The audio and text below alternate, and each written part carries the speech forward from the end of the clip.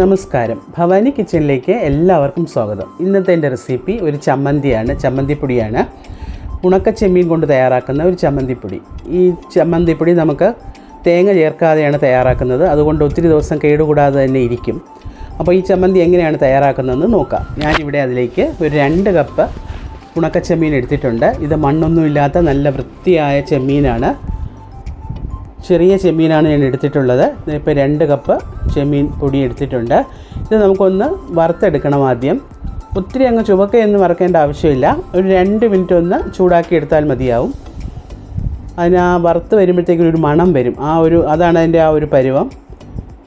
ഒരു 2 മിനിറ്റ് ഒന്ന് വറുത്തെടുക്കുക.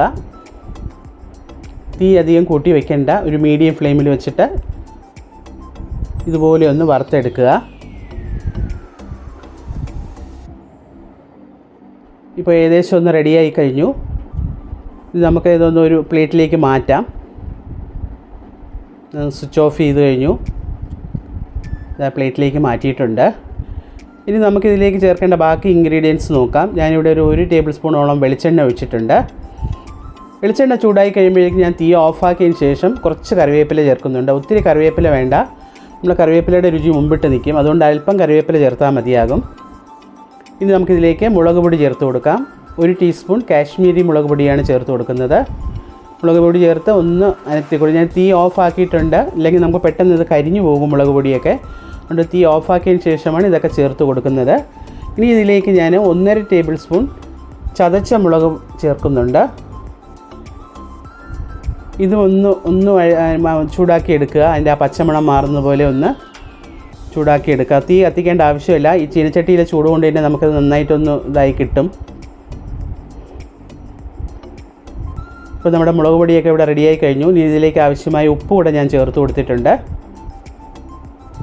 അതിനുശേഷം നമുക്ക് ആ വറുത്ത് വെച്ചിരുന്ന ചെമ്മീൻ വീണ്ടും ഒന്ന് ചേർത്ത് കൊടുക്കാം. ഉണക്ക ചെമ്മീൻ ചേർത്ത് നല്ലതുപോലെ ഒന്ന് ഇളക്കി ചേർക്കുക.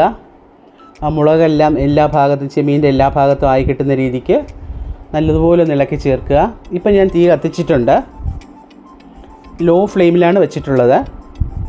ഒരു 2 മിനിറ്റ് ഒന്ന് വറുത്തെടുക്കുക. അപ്പോൾ ആ ചെമ്മീനിലെല്ലാം ആ മുളകെല്ലാം നല്ലതുപോലെ ഇവിടെ പിടിച്ച് കഴിഞ്ഞു. 2 മിനിറ്റോളം ആയി. ഞാനിതിപ്പോൾ സ്വിച്ച് ഓഫ് ചെയ്യാണ്. ഞാൻ ലോ ഫ്ലെയിമിലാണ് വെച്ചിരുന്നത്, ഫ്ലെയിം കൂട്ടി വയ്ക്കരുത്, കരിഞ്ഞു പോവും. ഇത് നമുക്കിതൊരു പ്ലേറ്റിലേക്ക് മാറ്റി ഒന്ന് തണുക്കാൻ വയ്ക്കാം.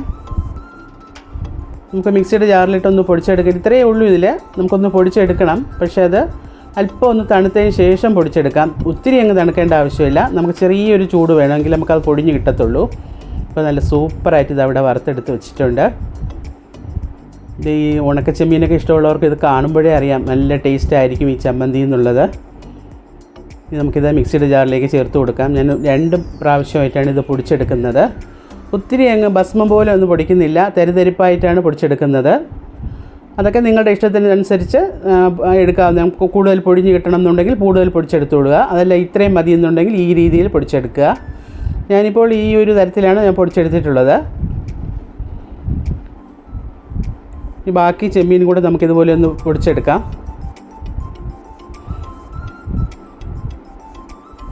ഇതുകൂടെ ഞാൻ അതേ രീതിക്കൊന്ന് പൊടിച്ചെടുക്കുകയാണ്. അപ്പോൾ നമ്മുടെ ചെമ്മീനെല്ലാം പൊടിച്ചു കഴിഞ്ഞു. ഇത്രയേ ഉള്ളൂ ഈ കറിക്ക്. ഈ ചമ്മന്തിക്ക് നമ്മൾ തേങ്ങ ചേർക്കുന്നില്ല, അതുകൊണ്ട് തന്നെ ഇത് കേടുകൂടാതെ കുറേ ദിവസം ഇരിക്കും ഇത്. അപ്പോൾ നമ്മുടെ ചമ്മന്തി പൊടി ഇവിടെ റെഡിയായി കഴിഞ്ഞു. ഞാനൊരു ഡിഷിലേക്ക് മാറ്റുകയാണ്. വളരെ രുചികരമായ ഒരു ചമ്മന്തിപ്പൊടിയാണിത്. ശരിക്കും മീൻ ഇഷ്ടപ്പെടുന്നവർക്കും ഉണക്ക മീനൊക്കെ ഇഷ്ടപ്പെടുന്നവർക്കും ഇത് വളരെ ഇഷ്ടപ്പെടും. ഇത് നല്ലൊരു മണവും രുചിയുമാണിതിന്. ഇത് നമുക്ക് ചോറിനൊപ്പമോ അല്ല കഞ്ഞിക്കൊപ്പമോ പഴങ്കഞ്ഞിക്കൊപ്പമോ ഒക്കെ കഴിക്കാൻ പറ്റിയതാണ്. തേങ്ങയോട്ട് ചേർക്കാത്തത് കൊണ്ടേ നമുക്കിത് ഒത്തിരി നാൾ കേടുകൂടാതെ ഇരിക്കുകയും ചെയ്യും. നമുക്ക് ദൂരദേശത്തൊക്കെ ഉള്ളവർക്ക് കൊടുത്തയക്കാനായിട്ട് പറ്റിയൊരു ചമ്മന്തിപ്പൊടിയാണിത്. വളരെ പെട്ടെന്ന് തയ്യാറാക്കാനും പറ്റുന്നുണ്ട്. ഒരു 5 മിനിറ്റ് പോലും വേണ്ട നമുക്കിത് തയ്യാറാക്കി എടുക്കാനായിട്ട്. ഇപ്പോൾ വിരുന്നുകാരൊക്കെ വന്നാൽ തന്നെ നമുക്ക് പെട്ടെന്ന് തയ്യാറാക്കി കൊടുക്കാൻ പറ്റിയ ഒരു അടിപൊളി ചമ്മന്തിപ്പൊടിയാണിത്. നിങ്ങളും ഈ ഉണക്ക ചെമ്മീൻ ചമ്മന്തിപ്പൊടി ഇതേ രീതിയിലൊന്ന് തയ്യാറാക്കി നോക്കുക. ഞാൻ ഇതിനു മുമ്പ് തേങ്ങ ചേർത്ത് തയ്യാറാക്കിയ ചമ്മന്തിപ്പൊടി ചമ്മന്തി കാണിച്ചിട്ടുണ്ട്. ഉണക്ക ചെമ്മീൻ ചമ്മന്തി, ഇത് ചമ്മന്തി പൊടിയാണ്, ഇത് തേങ്ങ ചേർക്കാത്ത ചമ്മന്തിപ്പൊടി. അപ്പോൾ ഈ ഉണക്കച്ചെമ്മീൻ ചമ്മന്തിപ്പൊടി നിങ്ങൾക്ക് ഇഷ്ടപ്പെടുകയാണെങ്കിൽ ലൈക്ക് ചെയ്യുക, നിങ്ങളുടെ ഫ്രണ്ട്സിനും റിലേറ്റീവ്സിനും ഒന്ന് ഷെയർ ചെയ്യുക, നിങ്ങളുടെ വിലയേറിയ കമൻസും എന്നെ ഒന്ന് അറിയിക്കുക.